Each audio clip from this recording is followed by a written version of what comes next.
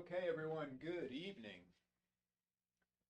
I'm Jay Dobensky here with the Weather Co-op with your evening forecast update, and boy, oh boy, is it a hot one.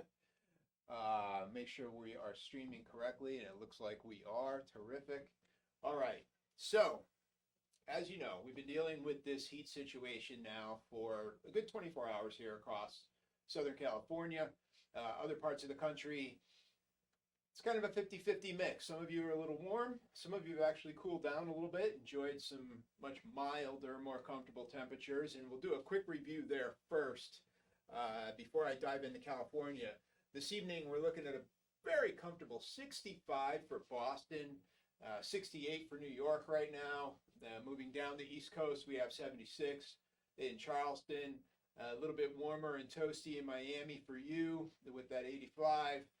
Working across the country, 82 in Little Rock, 75 in Kansas City, a beautiful evening for you guys. Minneapolis coming in at 69 degrees here, so a beautiful evening for you as well. 65 in Bismarck. Oh, so let's see, where are we? 79 in Amarillo, gorgeous night in Texas. 86 in Dallas, a little warmer, and not as much rain shower activity with that system clearing out of Texas gradually. It's taken several days, I know, be patient. 73 in Albuquerque right now. Salt Lake City, 85 for you, and probably an inversion. I haven't looked at the live camera, but it's certainly setting up to be that way. You have high pressure moving into the Intermountain West. It's going to help exacerbate that heat situation across Southern California. I'll get into that in a moment.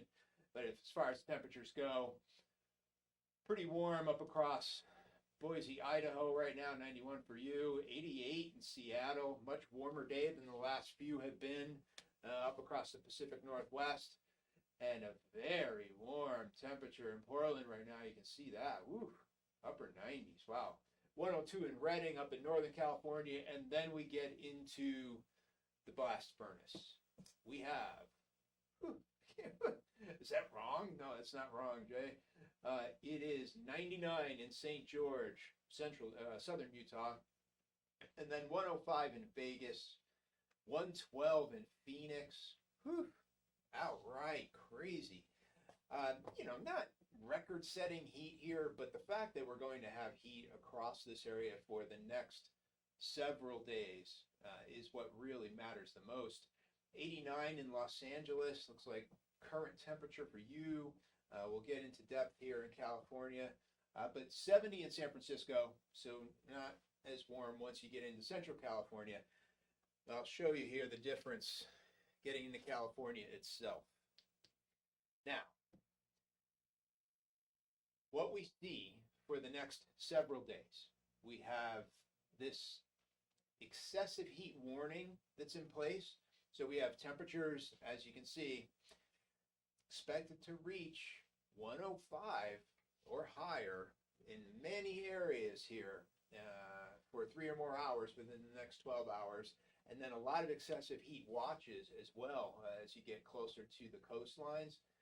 And you can see here, if you match up those colorations, where mostly across Southern California into the desert, Palm Springs up that way, you're going to see those type of conditions all the way through the desert. I mean, it's kind of par for the course this time of the year.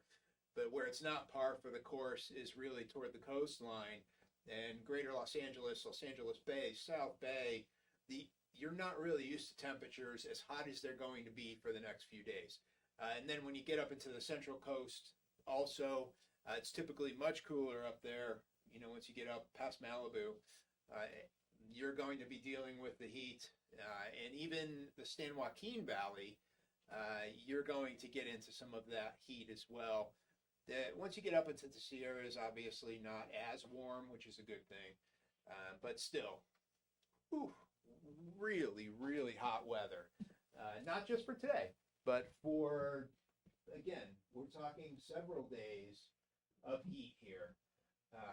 How hot, Jay? I'm glad you asked that question. We're going to go to Socal itself right now, and we will load this up for you. Here is the temperatures as it stands right now. This is refreshed. I wanted to refresh this graphic as I was standing here just so you could see it. Whew, boy, that's hot. I'll step out of the way here. So you can see for yourself, many areas, by the way, and this is the case across California right now, many areas are already well above 100 degrees. We are going to see temperatures even warmer tomorrow, kind of plateauing off on Saturday, and then potentially rising even more as we go into the end of the weekend. So as a result of that, the National Weather Service has extended the excessive heat watches and excessive heat warnings through the weekend. They were originally going to expire on Friday at 8 p.m., then they moved it up to Saturday at 8 p.m., and now they're running through Sunday. So this is a very dangerous situation. I did read one of the National Weather Service forecast discussions earlier today, and it referred to the event as a potentially lethal situation. And we don't like using those words all that often, but we really do mean it in this case. For people who already have pre-existing health conditions or have too much exposure to heat like this, it is very easy to succumb to the effects of heat stress, and you can suffer from heat exhaustion and heat stroke, and have those happen relatively quickly. So yes, we'll go through that list. It is very important to check on your animals. If you have dogs that like to be outside, this is one of those times where for the next few days you want to bring them inside as much as possible. Give them the AC. If you see them suffering any kind of heat stress, if they're panting a lot, if their tongue is hanging out and you notice that it's dry, they're suffering. So make sure you give them water, take care of them. Never hurts to give a dog a bath on a nice hot day like the next few days.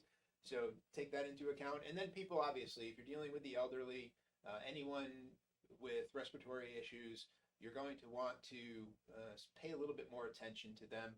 You know, if it's family, friends, neighbors, what have you, extend yourself. This is one of those times where you want to extend yourself. Be neighborly, be friendly, be a great family member. Do what you need to do to make sure that they're safe.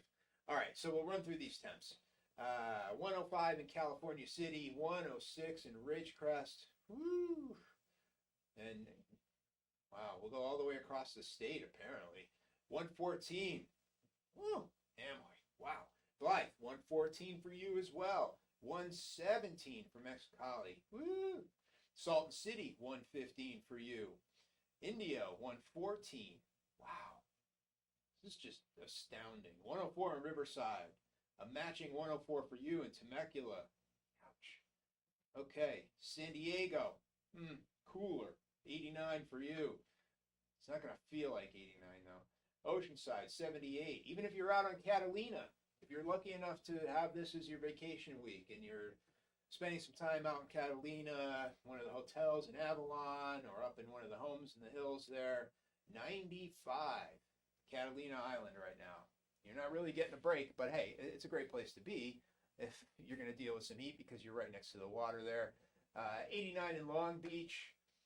Cooling down a little bit in Los Angeles itself, but here's something very interesting. I talked about this before. The National Weather Service official reporting station for the city of Los Angeles is actually located on the south side of the parking lot at Dodger Stadium.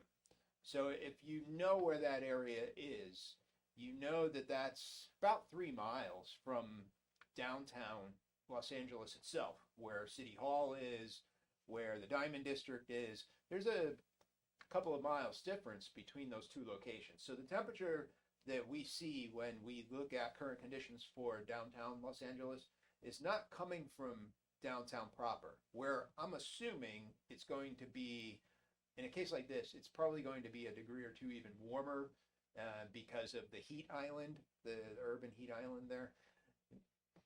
Long story, but probably a little warmer for you. We are going to look at temperatures approaching 100, probably topping 100 for downtown tomorrow and most likely on Saturday. But then again, probably a little bit more reassurance there that Sunday you're going to see that as well. And then even working up the coast there, 102 degrees right now, Paso Robles. I mean, just crazy, crazy heat moving in. And the reason why this heat is moving in, two things. We have low pressure in a trough that is moving across southern Arizona. And with that, we have a counterclockwise circulation, weak counterclockwise circulation going on. But then up to our northeast, we do have that high pressure that's building in across the Intermountain West. And that will create a northeast component to the wind. So even though we didn't see it all that much around greater Los Angeles today, around the Los Angeles basin itself, we did see it coming close. So if all you had to do was go over the other side of the Hollywood Hills, which right about here, you go over the Hollywood Hills, the Santa Monica Mountains, and go over into the valley, you notice a very quick temperature rise going down into the valley.